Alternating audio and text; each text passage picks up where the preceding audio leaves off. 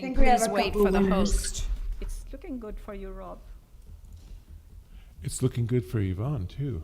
Oh, really good. Yeah. Yeah. Yeah. Yeah, your mics are on. I think Yvonne has been declared the winner. Yes, I am. Oh, good. Good, good, good. So for whatever reason, I'm going to go out and try and log back in. I think Yvonne's not so happy about her mayor, though.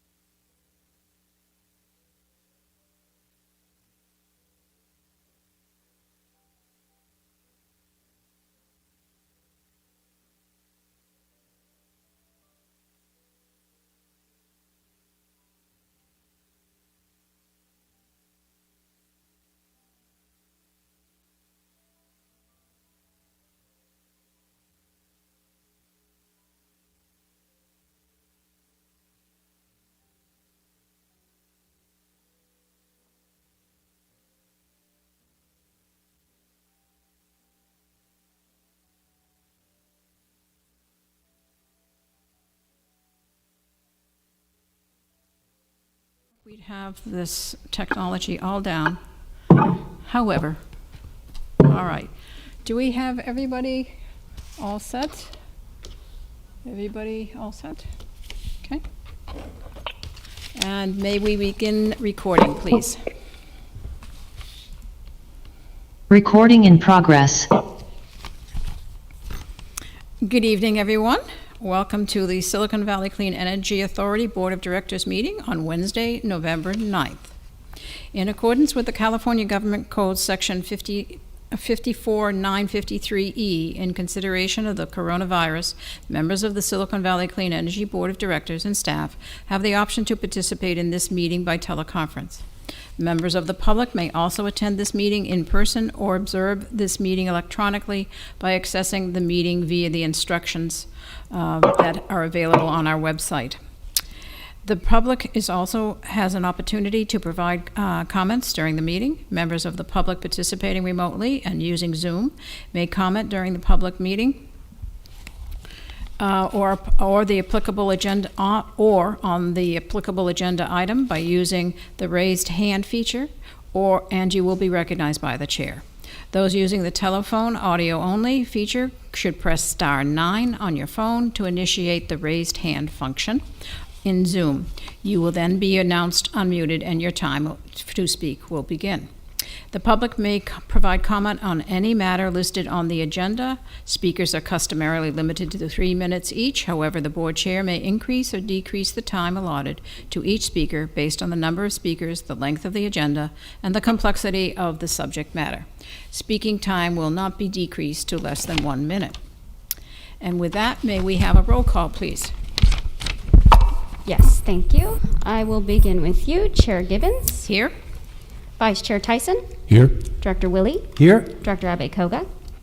Here. Director Walia. Here. Director Flagger. Here. Director Rennie.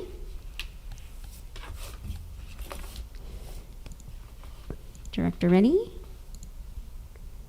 Here? Thank you. Director Chua. Here. Director Elahi. Present. Director Klein. Here. Director Lee. Present. Thank you. And I will note that Director Martinez Beltran and Director Armendariz are currently absent, but we do have a quorum. Thank you very much. And at this time, we will have public comment on matters not listed on the agenda. The public may provide comments on any matter not listed on the agenda, provided that it is within the subject matter jurisdiction of Silicon Valley Clean Energy. Speakers are customarily limited to 3 minutes each. However, the board chair may increase or decrease the time allotted to each speaker based on the number of speakers, the length of the agenda, and the complexity of the subject matter. Speaking time will not be decreased to less than 1 minute. Madam Clerk, do we have any raised hands from the public? No, Chair, I see none. Okay, I would agree with that one. So thank you. We will now move to the agenda item consent calendar. This is an action item by the board for items 1A through 1M. Do we have any comments, questions on the consent from the board or the public? And seeing none, may we have a motion to approve the consent calendar? I move that we approve the consent calendar items 1A through 1M. And Second. okay, I saw the motion was from Director Flygor, and I didn't see who made the second. I did. Chua, thank you, Director Thank Chua. you. With that, may we have a roll call, please? Yes. Chair Gibbons, Aye. Vice Chair Tyson, Yes. Director Willie, Here. Abe Yes. Abe Koga. Aye. Walia, Aye. Flagger, Yes. Rennie, Aye. Chua, Aye. Elahi, Aye. Klein, Aye. Lee. Aye. Thank you. That motion carries with Director Martinez Beltran, and Armendar is absent. Excellent, thank you. And it is delightful to have so many here in chambers this evening. Thank you very much, along with our Executive Director, Girish Balachandran. And we will now have the CEO report. Thank you, Chair Gibbons. Thank you.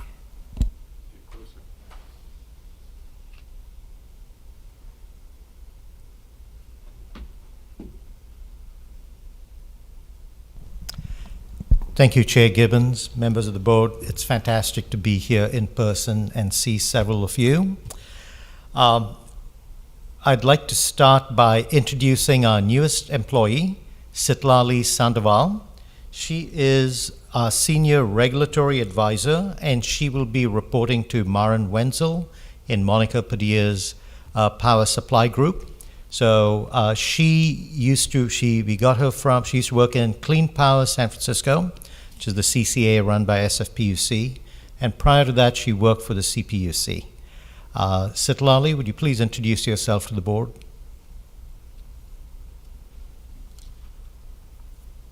Hello, yes. Hi, I'm very happy to be here and to meet you all virtually. As Girish said, I previously worked for San Francisco CCA, and I'll be on the 4Pro team. And one of the reasons why I wanted to start working for SVC is because I was first exposed to some of the awesome team members through our trade association, CalCCA, and I noticed that on all of the CalCCA calls, the SVC staff was always a thought leader and really had a hand in developing CalCCA's position. So that's what attracted me to the organization. And in terms of my hobbies and interests outside of work, I'm very interested in anything having to do with keeping active and physical fitness. I think I was probably a physical therapist in another life. And thank you for the opportunity to introduce myself. Well, welcome, Sitlali. It's so delightful to have you bring experience from San Francisco and the CPUC to our organization, but in particular, your exposure to the organization and having such high regard for the relationships and what you observed. So welcome, and we're delighted to have you. Thank you. I'll continue with a couple more updates. We'll be bringing to the executive committee at their Monday meeting. We'll talk about the Brown Act and Governor Brown's executive order expiring on February 28th. So we'll provide some information and some options that then the executive committee can guide us on communicating with the board most likely in December and January. So we are preparing for that. You've all received an invitation to attend a ribbon cutting ceremony near the city of Lancaster.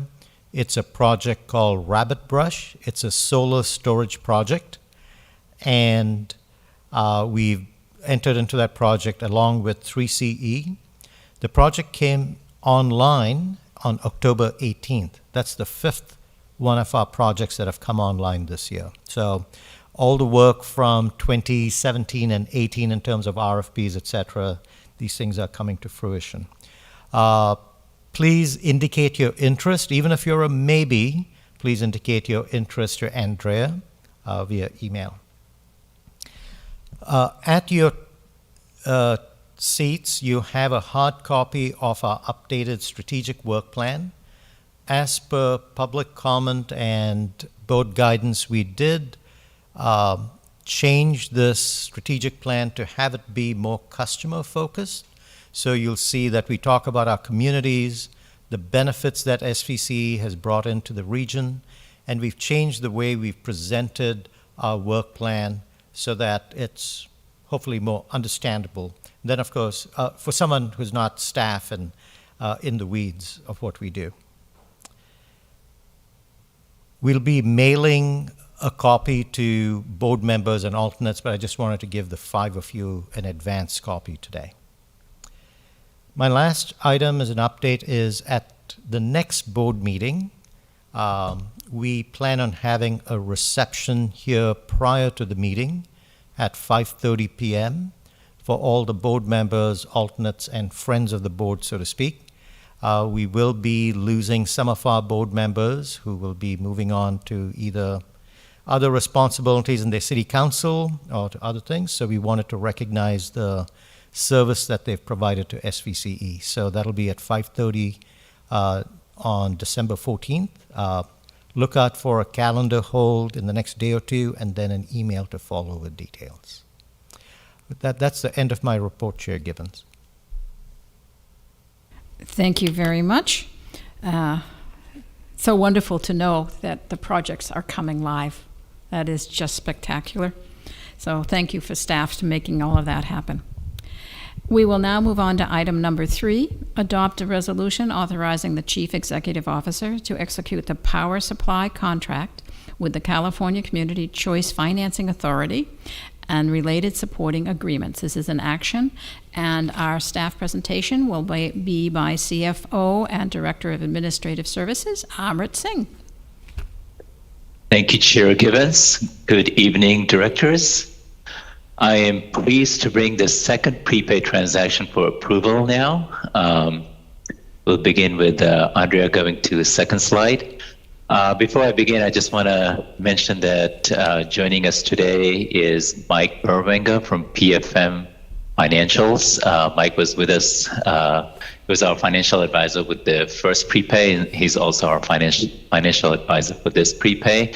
And he's available for any detailed questions the board members may have.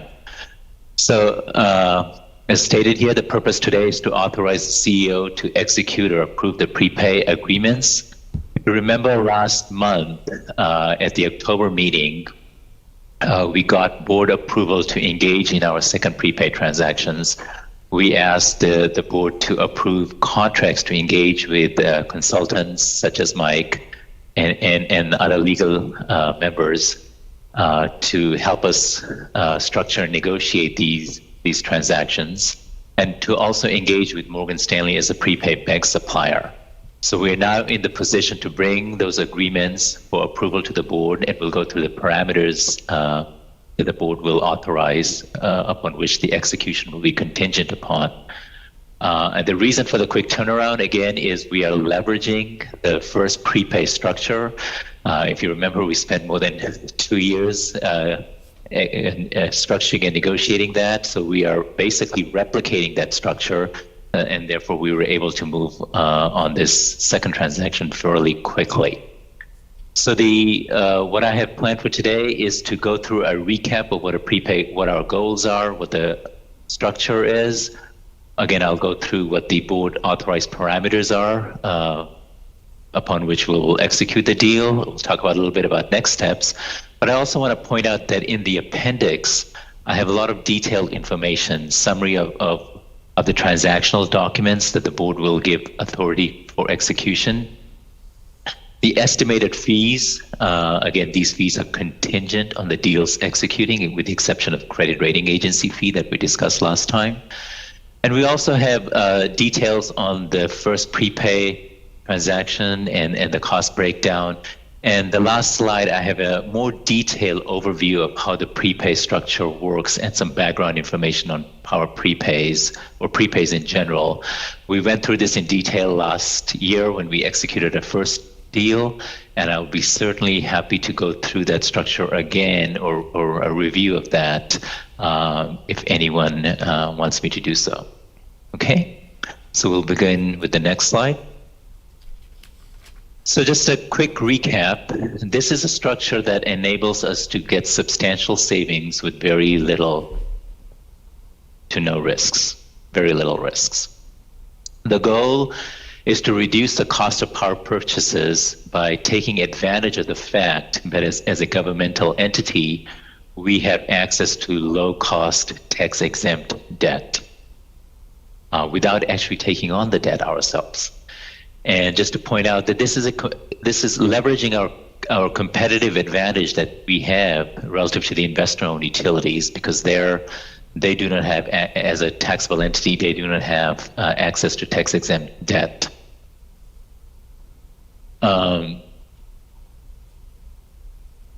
So how do we do this? We are able to basically take the difference between the taxable debt and the tax-exempt debt interest rates and capture that savings into our energy power purchases.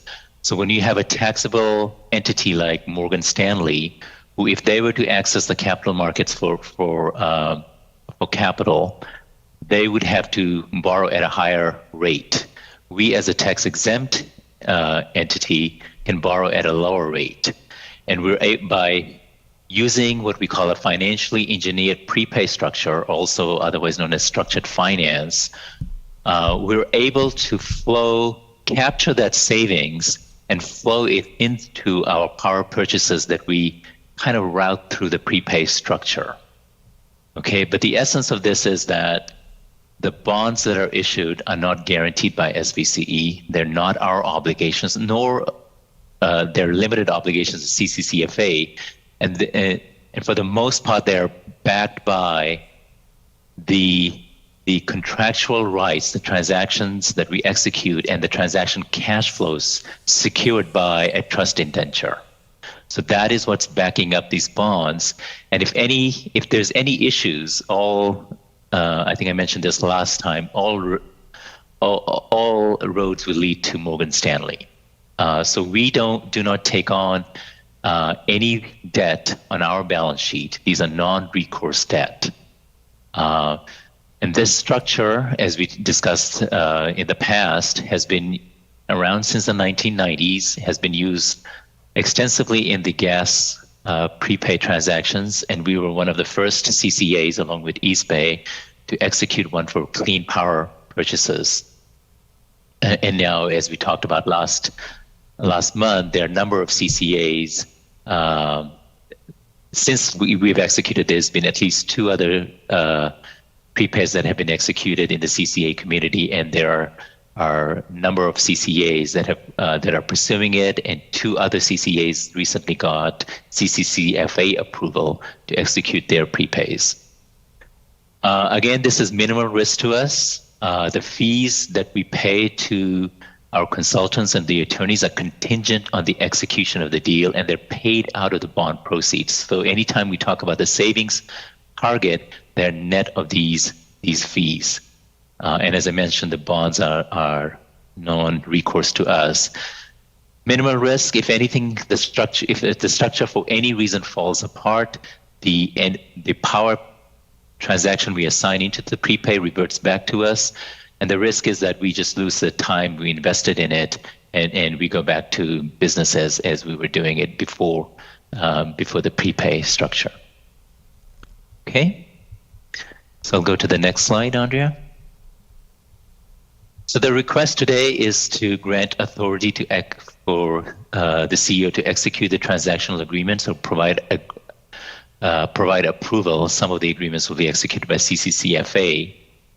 And the deal is contingent upon that the principal amount of bonds will not exceed $1 billion.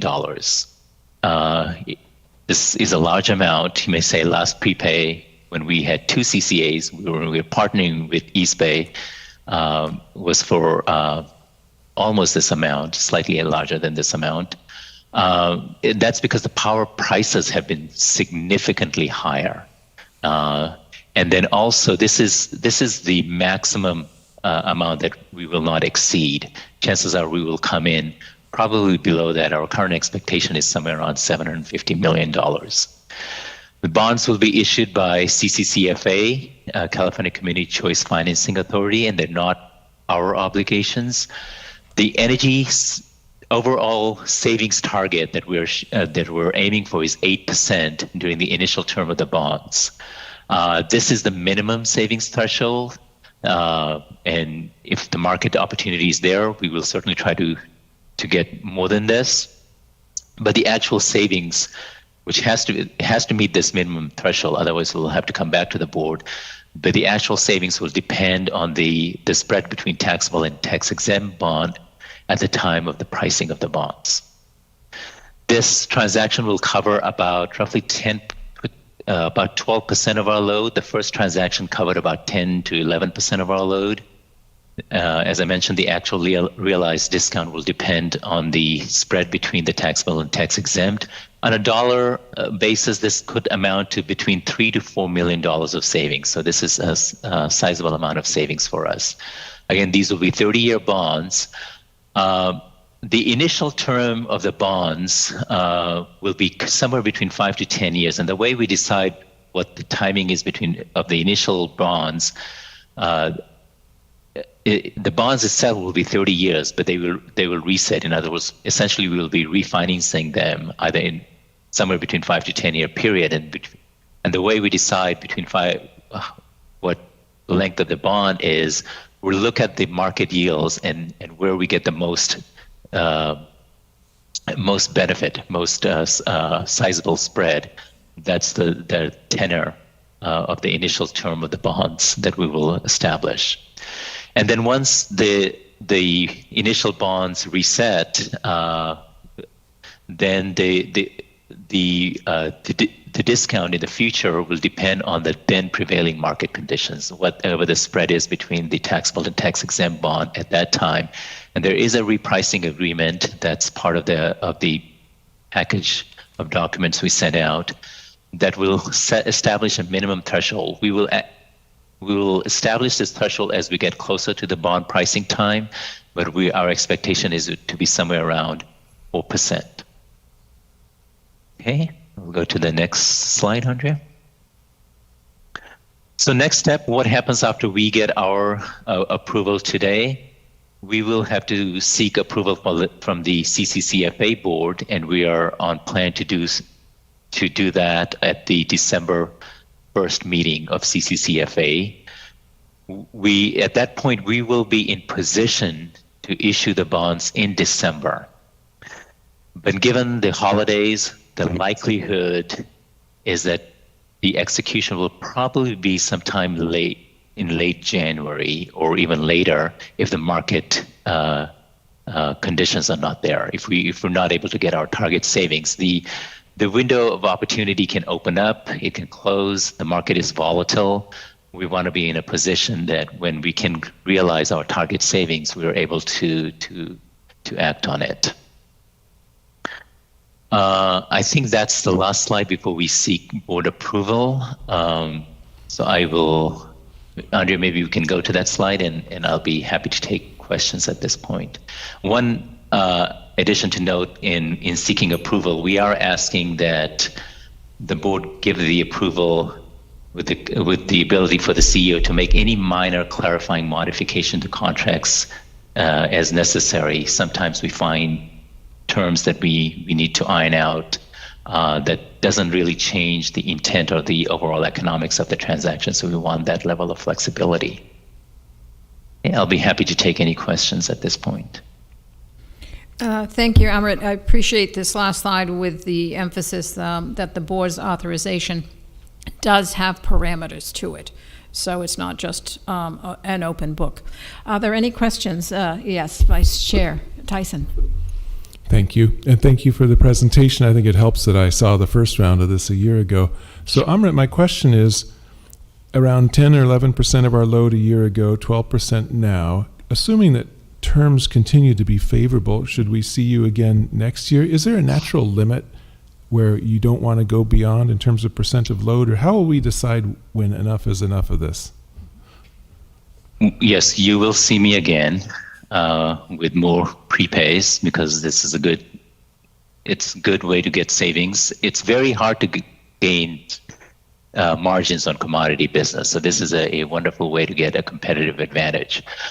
So yes, you will see us again. We will probably target somewhere around 60-70%. But that's not an exact optimized number. We will work on that number. What we have to balance is the load. We want to make sure our load is always there to meet the prepay volumes under the prepay structure. And we have to look at our generation is intermittent. So there's some level of natural, we cannot, for example, assign 100% of our PPAs into the prepay. We assign them at something like 95 percentile level of certainty of generation. So that leaves a lot of volumes that doesn't get assigned into the prepay. So we have to optimize through some of that level of analytics. Thank you. Thank you. Director Elahi. Thank you. Amrit, I'm glad you're working on this. I mean, that's almost a no-brainer for when you're a tax-saving entity, but that's great that you're doing it. My question is, if some of the contracts that we have that are going into the prepay, if those people are not able to deliver, or those contracts cancel out for some reason, what happens? So if a contract that's assigned into the prepay fails to deliver, we can substitute that with another PPA or another contract. So we will have to have an underlying power contract assigned into the prepay structure. So if one contract falls apart, we have the ability to go back with Morgan Stanley, CCCFA, and per the assignment agreement that we have in the prepay documents, we'll be able to assign another contract into the structure. I mean, but what happens if the terms of the other contracts are not as favorable as the one that was already in there? Or if you don't have another contract assigned at that point? Well, we will have contracts. If we have load, we will have contracts, or we will execute contracts to meet our load. The key is we have load to serve. If we don't have load to serve, then we've got a bigger problem. So if we have load, we will have contracts, so we will have energy to assign into the prepay. The terms of the underlying prepay, for the most part, is immaterial. It's basically a pass-through energy that goes into. The terms of the PPA's pricing doesn't really affect the economics of the prepay transaction. The way the prepay is structured, it works off of the index pricing, and then we settle the differences off of the index price. So underlying PPA could be any price. It doesn't affect the economics of the prepay. So I guess that might be a reason to not put all your load into the prepay in case you have to assign a contract into the prepay. If you're 100% prepaid already, you won't have anything to assign. So that might be a reason to leave a little bit of Yeah. And I guess an appropriate amount of room, because depending on what the size of the prepay contract is. Exactly, yeah. We're nowhere near that threshold, but as we execute more and more, those are the type of the issues we'll be optimizing for. Okay, thank you. And that goes directly to Vice Chair Tyson's question before. what's the amount that we would go up to, and what's the cushion we want to have based on our load. So all of that will be calculated as we get up in the percentages of the prepay agreement. And I just wanted to check a quick question. The 3 to 4 million is a savings per year? Yes, that's our target. Yeah, or that's what we think the 8% would materialize into. Okay, good. Thank you. Are there any other questions from the board? I see Director Willie. Yeah, thank you. Good presentation, Emmerich. My question would kind of be, when we start talking about bonds, I'm, kind of usually concerned about interest rate fluctuations and the value of those bonds as those things fluctuate. How does that impact? Yes, we're relying just on the difference between the tax and the tax exempt rate, but because we're dealing with a commodity of, bonds, would the value of those bonds decrease or increase as the Fed is changing interest rates, or is it truly immaterial? It just seems like it would be hard to understand that it wouldn't be a factor. So what are your thoughts? So at the time we execute, those dynamics make a difference. At the time we execute, we care about the spread between the two bonds rates. That drives our economics. But once it's executed, yes, the underlying value of the bonds will fluctuate up and down, but that's the risk the bond holder faces. They've already given CCCFA money. CCFA has given Morgan Stanley the money. The debt has been raised. The bondholder takes the risk of the fluctuation in interest rate movements. Great. That I think puts it in perspective for me. Thank you. Thank you. I don't see any other hands raised from the board members. Seeing none, I'll move to the public. Are there any questions from our public? I do not see any hands raised in the public. Okay. And then we will come back to the board. And Director Chua, I see your hand raised. Thank you, Chair. I would like to make a motion. Is that okay? And motion? may I, sorry, I was going to say, could we put the slide back up with the, I'm okay. you're okay? Okay, thank you. Please go ahead. I'd like to make a motion to adopt Resolution 2022-30, authorizing the CEO to execute power supply contract with the CCCFA and execute or approve the related supporting agreements to enable SVCEA to enter the approximately 30-year energy prepayment transaction with amendments authorizing the CEO to make minor adjustments to the contract. That was brilliantly done. Director Elahi? Yeah, I'll second it. Thank you. We have a motion by Director Chua and a second by Director Elahi. May we have a roll call, please? Yes, thank you. Chair Gibbons? Aye.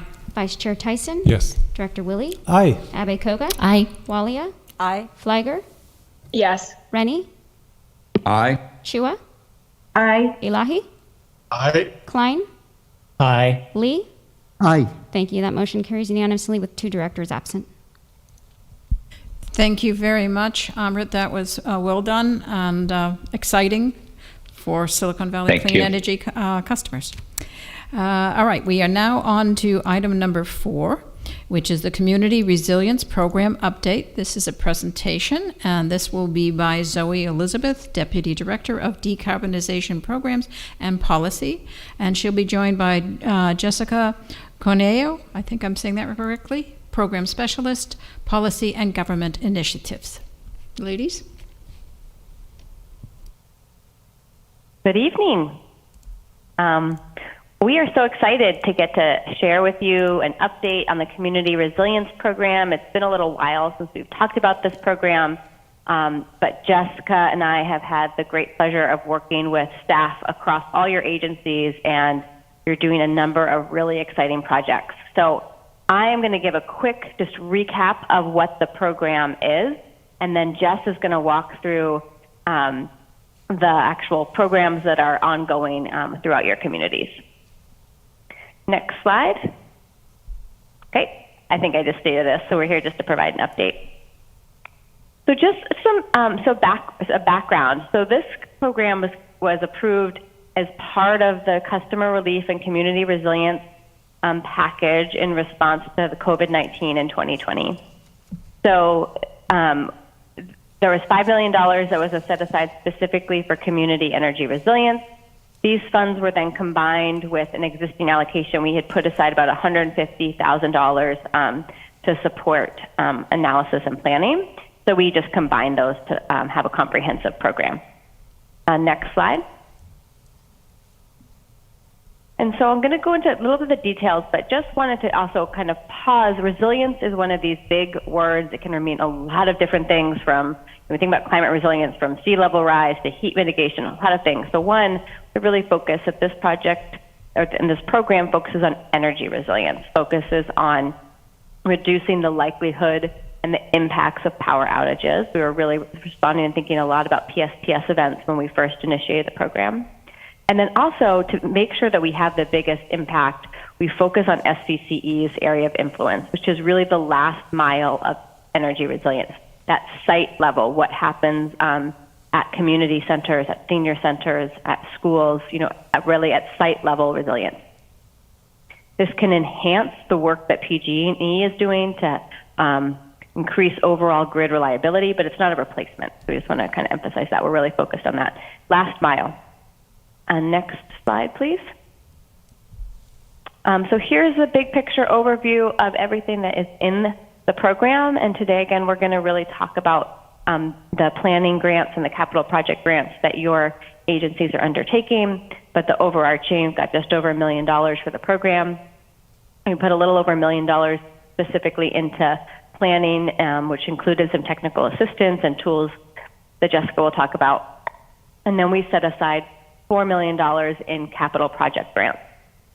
A reminder to folks that the way that we allocated the funds was that it was based on load per agency. So we set aside funds for each agency based on your proportion of load. And here up there's the deadline. Everybody's on track right now, but funds to be spent for planning by the end of this year, and the capital funds to be spent by the end of 2023. Next slide. Great. And so at this point, I'm going to hand it over to Jessica, who's got the good news of all the cool things that are happening. Great. Thanks, Zoe. Good evening, board. Next slide, please. So very exciting news today. So all of our member agencies either have an active project or have either completed their projects. For the tally, we currently have 6 agencies who are in the planning stages of their resiliency projects. We have 6 who are currently constructing their projects, and we have 2 member agencies who have completed their projects entirely. As you could see from the table, many of our member agencies are utilizing solar plus battery storage and resilient EV charging for their specific resiliency capital projects. But as the agencies who are currently in their planning phase move on to the construction phase, we plan that there'll be a variety of different programs to arise. Next slide. So we wanted to highlight the 2 rockstar cities who have completed their projects. The first we wanted to highlight is the city of Milpitas for their solar plus battery project at their community and senior center. So Monica, Garish, and I had the lovely time at the ribbon cutting back in April of this year. And so just a few highlights of the project. The community center was outfitted with a solar plus battery storage, which provides backup to the building in case of an emergency event. Additionally, the building is outfitted with smart controls, which means it could be used as a cooling or a heating center during extreme weather events. A few additional building upgrades include EV chargers, LED lightings, and smart control dashboards inside the facility to display real-time energy usage data for city staff. Next slide. Secondly, we have the City of Saratoga. So they utilized their grant funds to outfit 15 of their intersections with battery backup systems. So what these batteries will do is that it will allow the street signals to be operational during a power outage. They can also be controlled by city staff, which is going to be really useful in case of evacuations, because the staff will be able to control the street signals during evacuation. Next slide. Moving forward, we will continue to support each of our member agencies. So our commitment and support doesn't stop at the grants.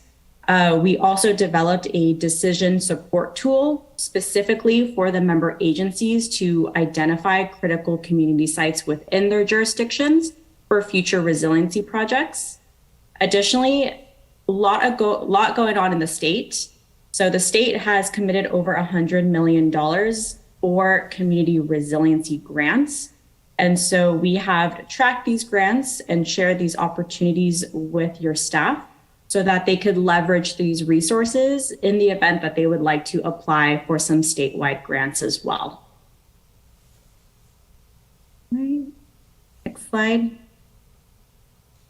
And that is the end of our presentation, and we are happy to answer any questions.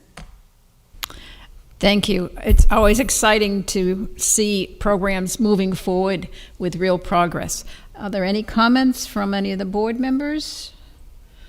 I see no raised hands. Any comments from the public? I see no raised hands. And this is a presentation with no action. So with that, I will simply say thank you.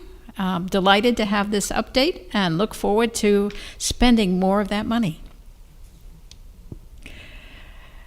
We will now move on to item number 5, which is the new construction reach code update. This is also a presentation, and Zoe Elizabeth, Deputy Director of Decarbonization Programs and Policy, will make this presentation as well. Zoe?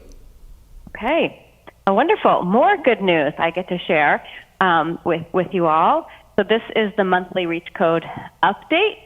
You can go to the next slide. And I'm here as I am each month to provide a quick status update and highlight upcoming actions.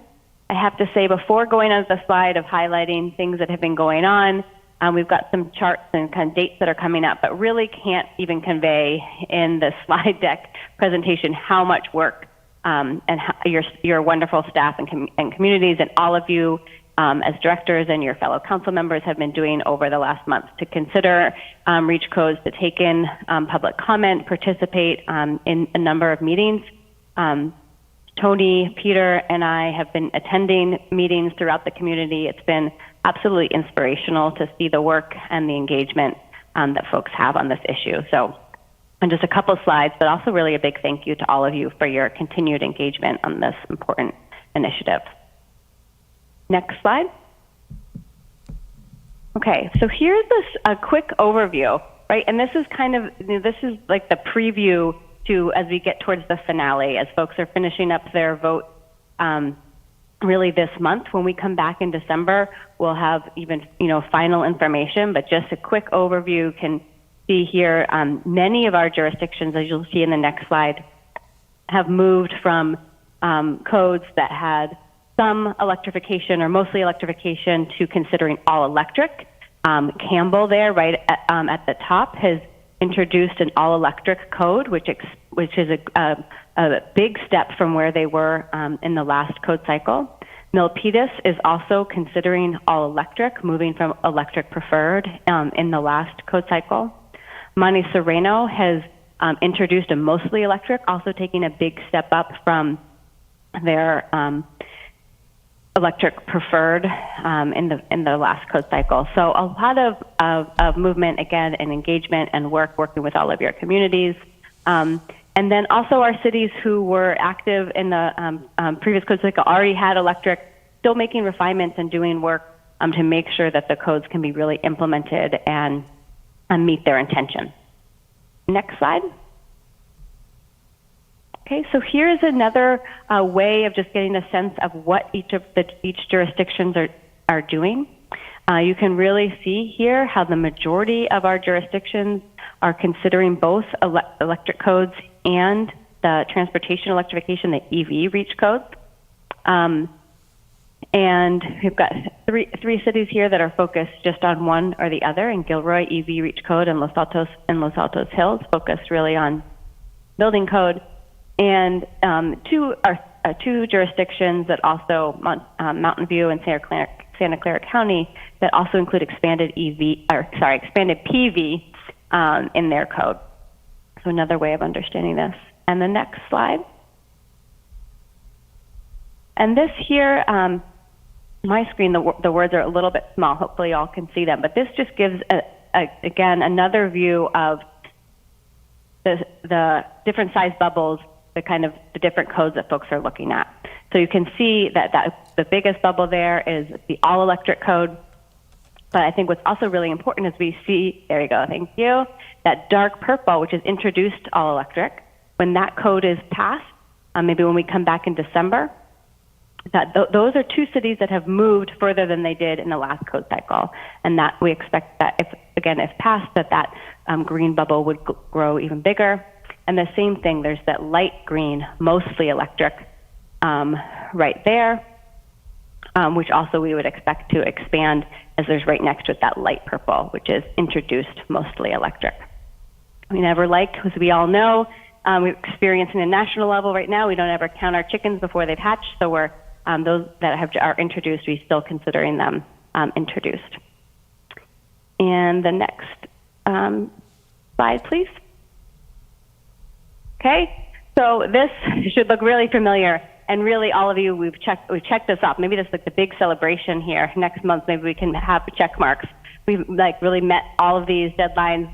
The votes obviously got pushed back a little bit past the 31st, but everyone is still on track to make that the CEC's deadline. So after the vote, a lot of the work then will come back to your staff and to SVCE staff to help support moving papers through the administrative process for final approval with the CEC where necessary. And the next slide. So here I won't go through each of these dates. We mostly want to provide them to you all so you can see where your fellow council members, when they're voting. We also provide links to those council sessions if you're interested or looking at those staff reports. You can see here too, we've got two Cupertino and Sunnyvale who have completed. They've had 2 votes. They have passed. I think Cupertino was they did it both the same night, Cupertino and Sunnyvale. So I don't know what time, who actually got first. I think it was Cupertino, but I don't want to say for sure. So we've got two that fully passed, and the rest will be in the next couple of weeks, and some moving into, I think, the latest in mid-December. So that's it. I'm happy, as always, to answer any questions that you have now. And of course, we are also available for you, your council members, and your staff as you move towards your second reading. Well, this is always the highlight of my night, to see how much progress we're making in this area. So very much appreciate these updates. And Director Elahi. Thank you. I just wanted to thank Zoe. She was there at our council meeting, and there's always somebody who has some objections to whether it makes any sense for us to do any climate change, do anything to fight that, because China and India are going the other way. So, but I really appreciated Zoe being there and help answer some of those questions. So thank you, Zoe. Great job. Yeah, absolutely. Our pleasure. Thank you. Yes, Director Walia. Thank you, Chair Gibbons. I would also like to express a word of thanks to staff for the tremendous outreach they have done throughout the year. They worked directly with me, with our staff in Saratoga. And again, Tony, thank you so much for attending council meeting I believe it was last week, and sitting through our long meeting. The support is much appreciated to help us find the right balance for Saratoga so that we keep on moving forward in this correct direction. Thank you so much. Director Abikoga. Thank you, Chair. I also want to echo the thanks to staff for their hard work and really driving the process and being very accessible and working with our city staff and keeping us updated too. I think that was very helpful to show us where we were and where we needed to go.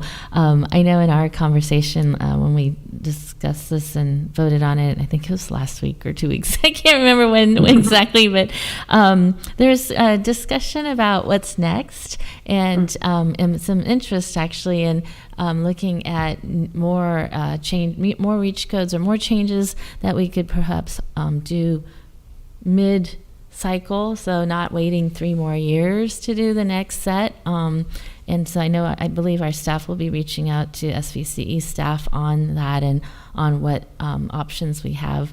There's one in particular that came up about how apparently landscape designers have noticed that some folks, when they're redoing their backyards, want to add gas lines for an outdoor stove or oven, and looking at banning or eliminating that. And so that was something that my colleague asked if we could look at doing before the next 3-year cycle comes up. So definitely there's interest. It's exciting to see the change, much more support from the community I saw, and I think that definitely helps us move forward and move more quickly, which is really of importance that we double down on combating climate change. Thank you. Thank you. I don't see any other hands. We'll go to the public comment. I see no raised hands from the public. We'll come back to the board. And I would like to also share great appreciation for the consistent commitment by staff to outreach to all of our communities. It made a huge difference in my community, and I think we included no outside gas in ours. I think we did. I'm going to have to double check. But we also had a very engaged community meeting where staff, Tony, and others were participating, and I had very, very positive feedback from anyone who attended that felt like their questions were respected and answered. And you can't ask for more than that. So Silicon Valley Clean Energy represented the mission of the organization superbly well in all of these efforts.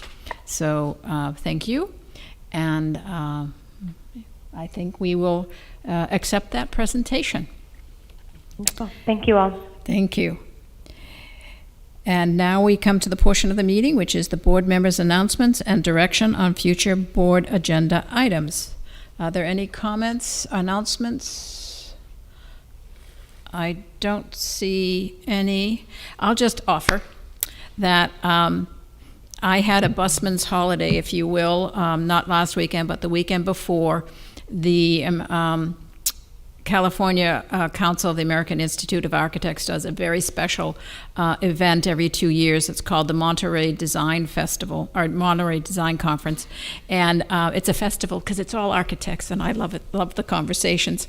And we had presentations from literally all over the world: China, Japan, India, Italy, and just everywhere, South America. It was just phenomenal. And one of the events was going out to dinner, and I had a very engaged conversation with 12 different architects, all of whom had a different opinion about electrification of the built environment. So I was put through my paces. I think I held myself up fairly well, but I'm really glad we have our new strategic plan, because I'm going to send that out to everybody. So thank you to staff for putting this together and everything that's being done. And I think I saw, yes, I did. Director Flygore. Thank you, Chair. I just wanted to thank Garish and Benna for participating in the Cal Cities Peninsula Division Resiliency Climate Change event a couple weeks ago. No surprise, they did an excellent job, and it was a very informative and engaging session. And it was really great just having our very own, SVCE representatives there and representing the organization well. So big thank you to Garish and Benna for putting together a great presentation. Well, on such wonderful positive notes, we will adjourn this meeting until the next meeting on December 14th. And please check your calendars for any subcommittee meetings, executive board meetings in the interim. Thank you. Good night. Thank you. Good night.